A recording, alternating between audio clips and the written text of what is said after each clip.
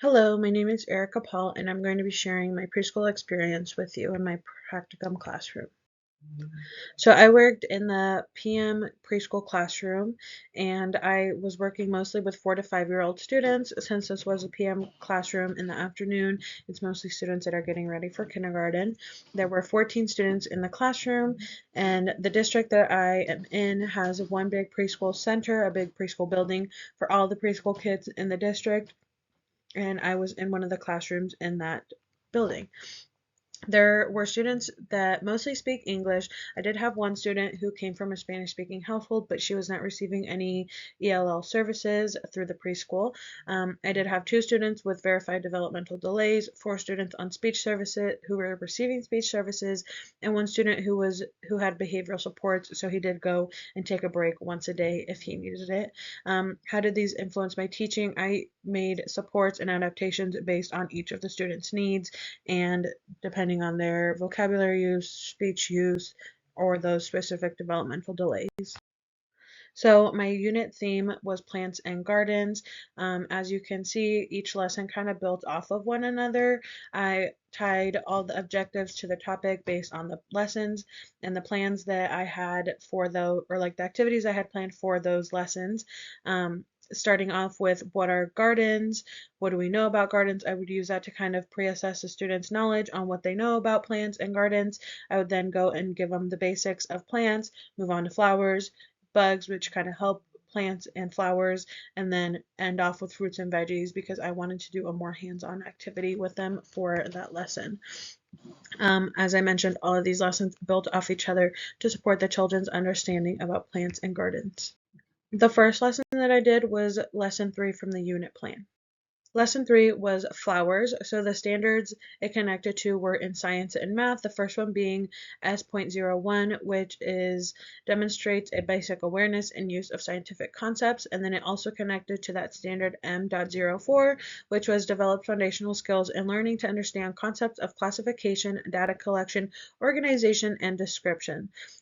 These objectives that I did for this lesson were tied specifically to scientific vocabulary and classification and description. So the first one was that children will begin to use scientific vocabulary, and children will begin to show interest in active investigation by observing, describing, and discussing flowers and flower parts.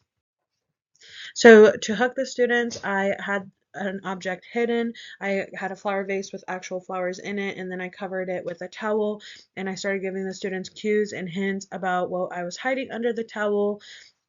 Once they guessed what was under there, I started handing out flowers to each student. Each student got their own individual flower, and I introduced the topic of flowers, saying that we were going to be scientists today. We're going to observe and learn about the different flower parts. And for the main activity was that flower exploration. So I had a chart that I was referencing to as I introduced all of the vocabulary words. And they were able to hold on to their own flower, and they would point to each flower part as I was listing them off and naming them and kind of telling them a little bit about it. And then for the closing activity, I had them create their own flower model, and we worked on labeling it together. So for this lesson, I had real flowers. They are right behind me in this picture right here. I will link my actual PowerPoint so that way if you really want to see what flowers I used, you can take a look. I used this build a flower worksheet. I did pre-cut all of the materials, which is one of the adaptations I had made, mostly because we were on a time crunch and they would not have had time to pre-cut or to cut all of them and put the flower model together. So I had already pre-cut them and put them in sandwich baggies. I had the visual supports, which are these cards right up there with the blue flower on it.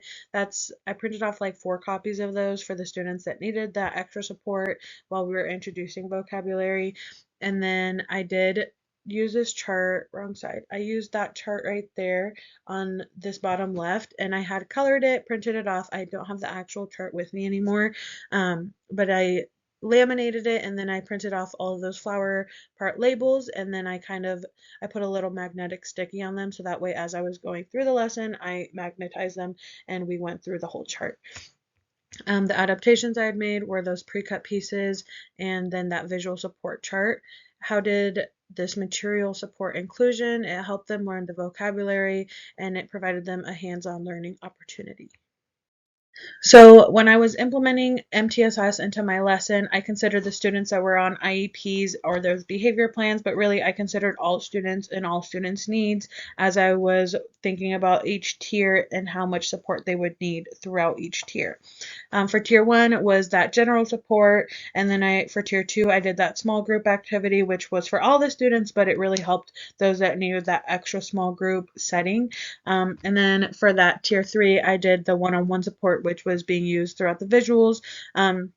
As you can see in that picture, there was one student who just wasn't really paying attention in that whole group setting, and so the teacher took the visual cards that I had created and she broke apart the flower and matched each of the cards to the flower parts. So that is exactly what those cards were intended for that one-on-one support that those students needed. My adaptations, again, were those pre-cut materials of visual aids that I used. In this picture right here, so this is the one of the girl matching all those flower parts. You can see that flower, the top of the flower, she matched the petals there. For this chart, that chart I used for my small group, so I had just pre-glued all those materials on there to kind of help the students know what their end product should look like. I then used cues or other supports as we worked in the small groups, and I just walked around and kind of helped them each depending on how much help they needed. For instructional strategies, I used hands-on and then modeling and discussion. As you can see, these students are all holding their flowers, and some of them you can see are pointing to different flower parts. So this was just to show me that they were making those connections of the vocabulary being introduced and their actual flower. This helped them with their understanding and their participation. Examples of the students' needs as they were addressed. So that first picture in the last slide, the visual cards were used to help that student and support that student as she needed. For small group instruction, I used that closing activity as mentioned, like the flower model one. They were going to do that in a small group anyways, and so I just did that specifically to help those students with that labeling portion of it, so those that needed that extra support with the vocabulary could get that support from me. And then individual support, again, I had planned those visual cards to be used for that one-on-one or also during the small group time. And then the flower model also just helped me kind of work with those students one-on-one to help support that vocabulary use and label those different flower parts as they went through their model.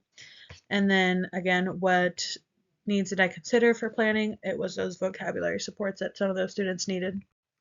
So reflection, the visuals really went well. I really liked how that teacher used those visual cards with that student when she was not paying attention. It just helped get her right on track. She was still very capable of learning the material that needed to be learned. And so I really liked how those visual cards came into play for that activity. The hands-onness of that activity was great for the students. Preschoolers love hands-on activities, and seeing that actual flower helped them put two and two together for the actual vocabulary words and the actual flower. The flower chart helped me go through the lesson so that way I knew which parts I had already talked about and what parts I had already introduced to them, and their engagement was very well. It not only went well, but it also surprised me a little bit. I kind of thought I'd have a few more stragglers, but I think, again, using the actual flowers really helped engage all of those students. And then I was also surprised by how much they already knew. I had a few students that already knew the words for petals or stems, which kind of surprised me because I did not think that many of them would. What I would do differently was inform teachers more on like the visual cards. So I did have one teacher who was kind of shy and didn't know whether or not she could use the materials, and I had the other teacher who just went for it, and I just really would like to explain those visuals a little bit more to those support teachers so they know how to use them properly. And then repetition, I would continue to repeat this lesson or kind of help integrate that or like solidify the understanding of the different flower parts if I could revisit the lesson more than just one time. So lesson 2 was the lesson 5 from my unit plan. This lesson was fruits and vegetables. It also connected to the same standards S.01 and M.04. The objectives for this lesson were children will begin to make increasingly complex observations of objects, organisms, and events, and children will begin to engage in tasks that involve collecting information and creating a strategy to show the data. So I attracted the students to the topic by starting off with a brain break, those fruits or vegetables, so they were able to make a choice between different fruits and vegetables and do an exercise related to that. To introduce the topic, I showed them that video, and then we just kind of discussed the different fruits and vegetables that were being introduced throughout the video. And then my main activity was my small group activity, which was drawing different fruits and vegetables. And then for the closing activity was the charting, which they would put their fruit or vegetable that they drew onto the corresponding chart. So for my materials, I have these salad bowl charts right here. They started off empty, and then towards the end they filled up, obviously, as we charted all our different fruits and vegetables.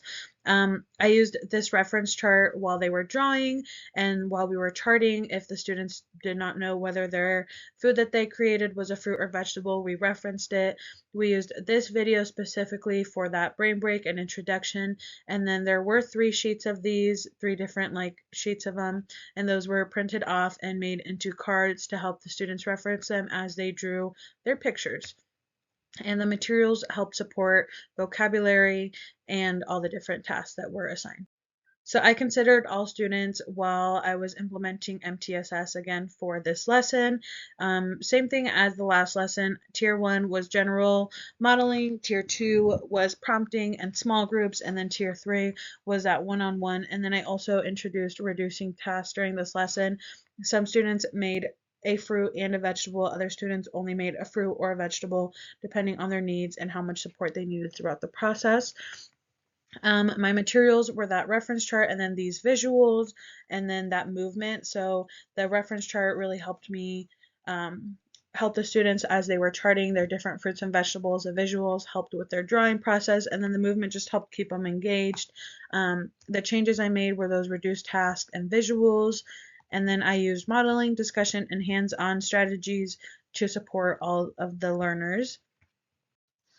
So I address the student's need by reducing tasks. I planned for small group activity during that main activity, which was done mostly in a small group, so that way I could help the students a little bit more.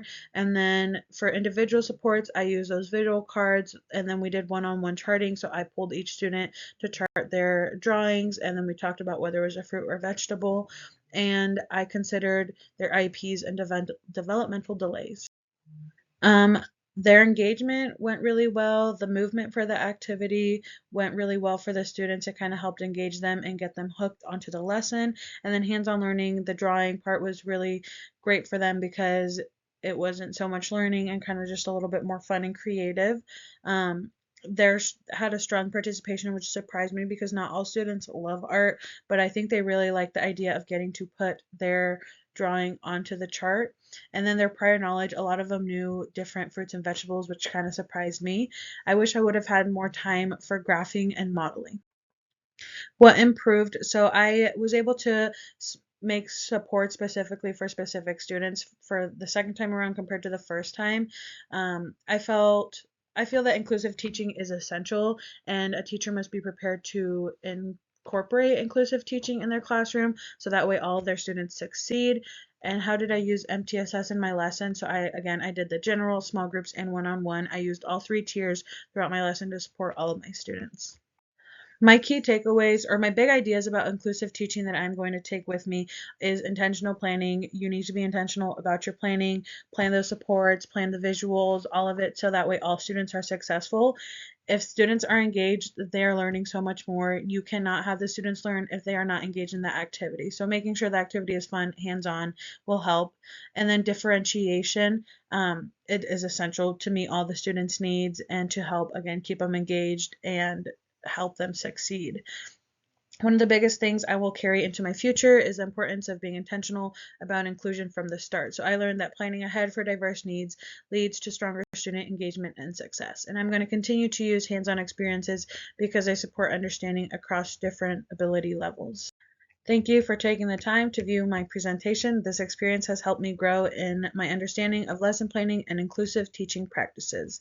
And I appreciate your time and welcome any questions.